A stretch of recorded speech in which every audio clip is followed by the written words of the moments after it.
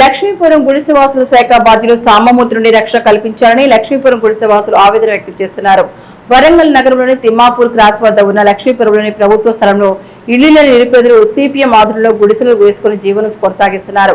ఈ శాఖ బాధ్యులైన సామమూర్తి మహిళలను వేధించడంతో పాటు అక్రమాలకు పాల్పడుతున్నారని, రాష్ట్ర నాయకత్వానికి ఫిర్యాదు చేసినా పట్టించుకోలేదని, గుడిసెవాసులపై దౌర్జన్యంగా వ్యవహరిస్తున్నారని, పార్టీ పేరు చెప్పి వేలకు వేల రూపాయలు వసూలు చేస్తున్నారని బాధితులు పేర్కొన్నారు. ఎవరైనా ప్రశ్నిస్తే వారి గుడిసె తొలగించి నానా ఇబ్బందులు పెడుతున్నారని, నాకు నమస్కారం చేయనందుకు బాబర్ గుడిసె తొలగించాడని అన్నారు. అంతేకాకుండా దిక్కు ఉన్న చోట చెప్పుకోని బెదిరించి స్థానిక నాయకులతో దాడి చేస్తున్నారని జ్యోతి బాబర్ తెలిపారు.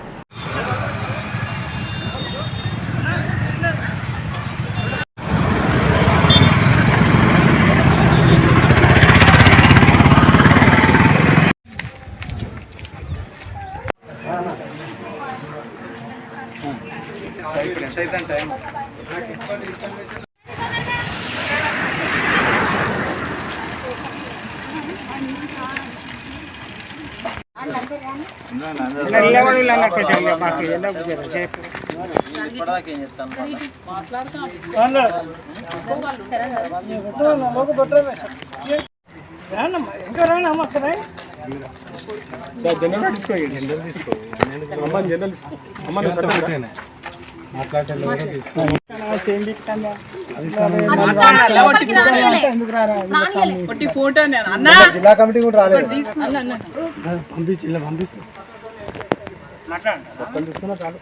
చాలు ఒక్కరు చాలు, ఇంతమంది రాదు. మీరు మాట్లాడినప్పుడు ఫోటో చాలు. ఫోటో 5 సంవత్సరాల నుంచి ఆయన ఒక్కరున్నప్పుడు నమస్తే అనేది, 10 మందిలో ఉన్నప్పుడు సభకు నమస్కారం అనేది. ఈ సభకు నమస్కారం అంటే డిస్టర్బ్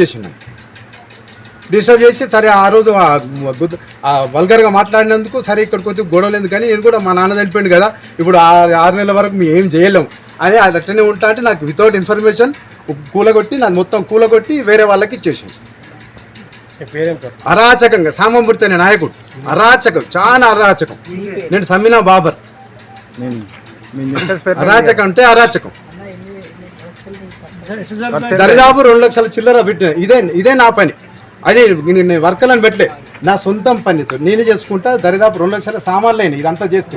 ఇక్కడ వరకు బాయ్ బొంద అదంతా లాట్రిన్ కోసం చెప్పించి దరిదాపు 2 లక్షల చిల్లరైంది. నా సొంత పని వర్కర్లను పెట్టింటే ఇక ఎక్కువనే. నాకు వితౌట్ ఇన్ఫర్మేషన్ నాకు చెప్పకుండా వేరే వాళ్ళకి ఇచ్చేసాను. కులగొట్టిండు. 13వ తారీఖు జనవరి 13వ తారీఖుని ఈ పైపులో ఉండే. జనవరి 14వ తారీఖు మొత్తం నీలమట్టం చేసి వేరే వాళ్ళకి ఇచ్చేసాను. ఇప్పుడు ఏం కావాలి? చాలా నా ఇల్లు నాకు కావాలి, నాకు న్యాయం కావాలి. వాళ్ళకి పైసలు ఇస్తలేవా? మరి ఎందుకు పైసలు ఇచ్చుకుంటూనే వస్తాను. మరి ఎందుకు నేను ఆయనకు నమస్తే అన్నా అనాలట. ఉన్న వాస్తవం నేను ఆయనకు అన్నా అనాలట. నా వయసుకు ఆయన వయసుకు నేను గరికపాటి వచనాలు వింటా. పెద్ద వయసుకు చిన్న వయసుకు మర్యాదగా పెద్ద అనిపిస్తే ఆయుస్సు క్షీణిస్తుంది అని కూడా అన్నా. నేను ఆ రోజు నన్నేమంటారు, భయభ్రాంతులకు గురి చేస్తారు. వాళ్ళకి 2-3 రోజులు ఉండకపోయేసరికి నెక్స్ట్ డే వీళ్ళది గుడిసెలు వీకి పంపించే ప్రయత్నం ఉంది. దాదాపు ఇక్కడ నుండి చాలా మందిని పంపించిండ్రు. మా దృష్టికి వచ్చినాయి. మేము సంవత్సరం నుండి రాష్ట్ర కమిటీకి కావచ్చు, జిల్లా కమిటీకి కావచ్చు, ప్రతి ఒక్కరికి మేము లెటర్లు పెట్టినాం. మా దగ్గర ప్రతి ఒక్క ఆధారాలు ఉన్నాయి. 25 ఆయనకు దగ్గరున్నోళ్ళు, ఆయనకు సంబంధించిన వాళ్ళు ఇప్పుడు వీని పోయి తన్నురా అంటే తన్నేటోళ్లకు 50 గజాల జాగా ఇచ్చింది సార్. తర్వాత నెక్స్ట్ 25 గజాల జాగా ఎవరికి ఇచ్చిరంటే మాట్లాడలేని వాళ్ళు, మధ్యతరగతి వాళ్ళకి 25 గజాల జాగా. అట్లా ఇవ్వడం వల్ల ఏంటంటే అక్కడ కూడా రిలేషన్షిప్లు ఇచ్చిండు. అన్నకు, తమ్మునికి, మర్దలకి, వదినకి అట్లా ఇవ్వడం వల్ల ఒకరు పోతే ఒకరికి గుడిస.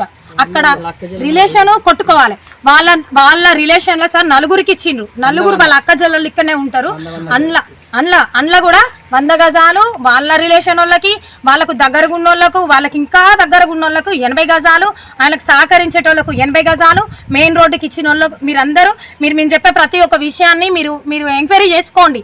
ఇక్కడ మేము చెప్పేది ప్రతి ఒక్కటి నిజం.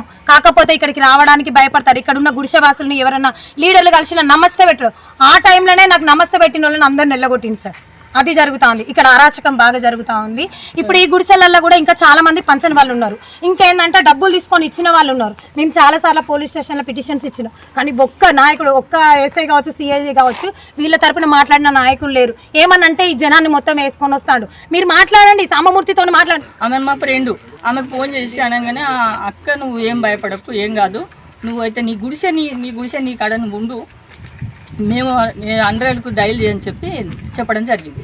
నేను 100కి డైల్ చేస్తే వాళ్ళు 1 గంట సేపటికి కూడా రాలేదు.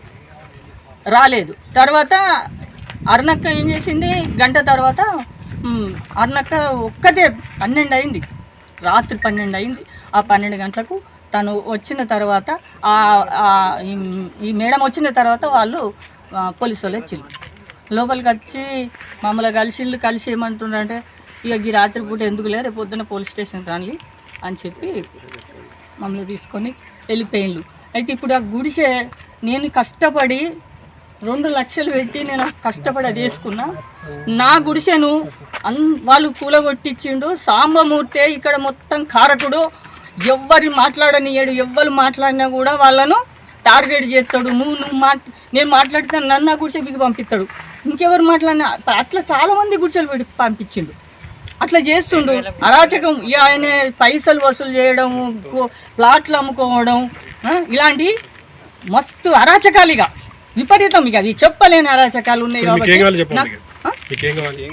నాకు అందరికీ ఇక్కడ మా బాధ్యతలు వీళ్ళంతా గుడిసెలు వేసుకొని వీళ్ళు ఉంటే వీళ్ళని కూడా బయటికి పంపించిండు. దాదాపు ఒక 20 మంది ఉన్నారు బయట. 20 మంది ఉన్నారు. ఆ 20 మందికి కూడా గుడిసెలు కావాలి. మాకు అందరికి న్యాయం జరగాలని నేను కోరుకుంటూ